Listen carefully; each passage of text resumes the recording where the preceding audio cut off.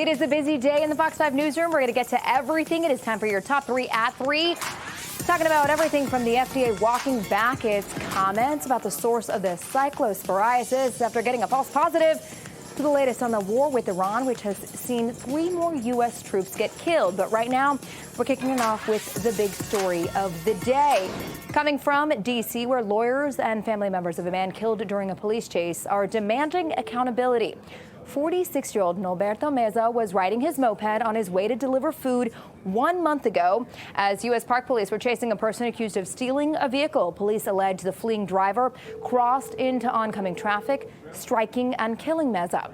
One of the attorneys representing the Meza family spoke earlier today. Take a listen. No one, to this day, not a single person has taken accountability for the murder of Mr. Meza. Shame. Not the drivers in the car, not the United States Park Police, and not the prosecutor's office. And that is a shame and a tragedy, and something that we are calling to an end for today. We want answers today. Joining us now is Joseph Tully, criminal defense attorney, good friend of this show. Good to see you, Joseph. Great to see you as well. Okay, it has been 30 days exactly since this happened. Of course, made huge headlines at the time. 30 days later, the family is saying we have yet to see any sort of accountability. What does that look like in a case like this, especially when we're talking about U.S. Park Police and their chase policy? Sure. So there's a lot to unravel here. There's a lot packed into this one story. On one hand, you have a tragic death. You have a prosecutor's office that hasn't charged anyone yet because they say they're waiting for enough evidence in order to be able to file charges and have them actually stick. On the other hand, you have an issue where as of last August 2025, the President Donald Trump signed an executive order giving U.S. Park Police more leverage, more leniency, more ability to do police chases. If you compare the U.S. Park Service with the D.C. Metro Police Service, you can see the discrepancy. The D.C. Metro Police only engages in high-speed chases if they have to, if they've exhausted all other avenues. However, the Park Service is the summary would be more chase unless there's a reason not to. And here the question is, did that policy actually end up resulting in this tragic death? And if it did, what is the recourse the family could potentially have from all of this? Obviously, like you said, it is a tragedy, but still at this point, a month later, there has been no charges. There were initially, and then those were dropped. Yes, and that is unusual. However, I wouldn't necessarily be too quick to criticize the prosecutor's office on this. They don't want to file charges that they don't have evidence for and then have the case, thrown out for lack of evidence. So it's unusual in a high profile case like this where there's somebody was killed, for them not to file charges and have a month go by and the people that were allegedly involved in this to kind of basically be walking the streets. But I think it is more important to look at the long run here, although I don't know why it's taking so long for them to get evidence enough to file charges. And then the other issue is, as you said, is the new policy for the U.S. Park Service responsible for this in any way? The family can sue law enforcement for this. It's very difficult sometimes to sue law enforcement. There's all kinds of legal challenges. And ultimately, this is a question of risk versus necessity.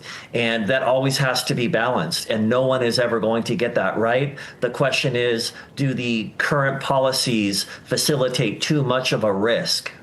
And one of the things, in addition to the accountability, the family wants some transparency because there are a lot of surveillance cameras, a lot of CCTV along that corridor that it seems like they have yet to see in all of this.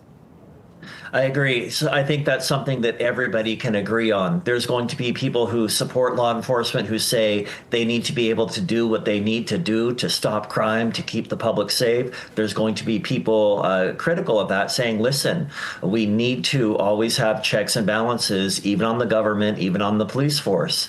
And here we need to question what happened and were the policies effective or were they too risky? But I think something everybody can agree on is transparency. What happened? Release audio, release any policy decisions, communication, so the family can have those. All right, we'll see when that happens, if that happens, and when and if those charges are filed as this case continues to move along. But at the end of the day, an innocent man lost his life very needlessly, and we heard from the family today. Joseph Tully, always good to see you. Thank you. Thank you, Homa. Take care. All right, moving on. Montgomery County is lowering the speed limit on neighborhood streets and downtown boulevards. Officials say the goal is to promote safety, and it is not the first time we have seen speed limit reductions in recent years. More than 250 neighborhood streets have been affected since 2021 alone. So we're going to bring in Alex Saronis, Mr. Moco himself, to talk about these changes. Alex, hi, good to see you.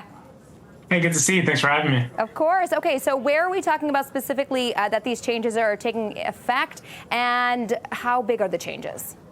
So a lot of these are on residential streets. And they're not massive changes. We're seeing like drops to 25 or 30 and 35, depending on where you are.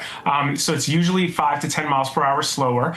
And I think since last year, there's been 33 of them, and there's going to be a few more in the coming month. And what is the impetus behind this? They want people to obviously drive slower, take more care in residential neighborhoods. But have there been any specific incidents that they're kind of pointing to, or they're just going to do this across the county?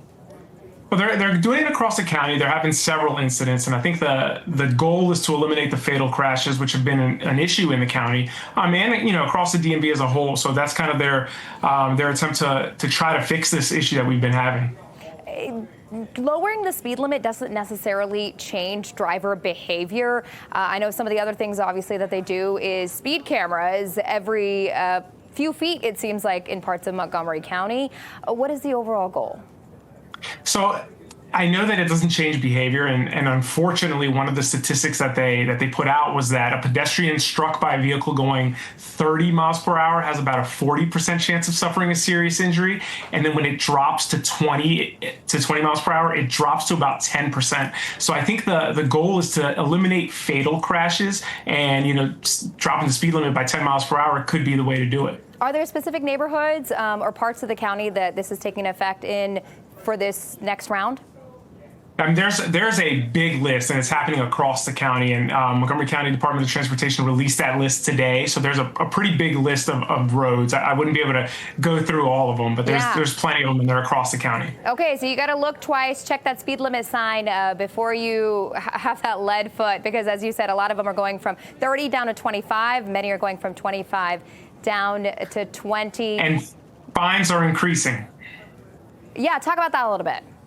Yeah, so fines will be going up. If you're going 16 miles per hour or over, you're going to see a dramatic increase in the fine, and it could go up to $425. So there are going to be some serious fines that are associated with speeding. And that might get drivers to change their behavior more than just those speed limit signs.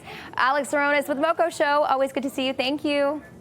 Thanks for having me. All right, moving on. The FDA says the test that resulted in Taylor Farms being blamed for the cyclosporiasis outbreak, it was a false positive. The FDA clarifying this afternoon, saying their investigation and their data continues to converge on shredded iceberg lettuce from Taylor Farms.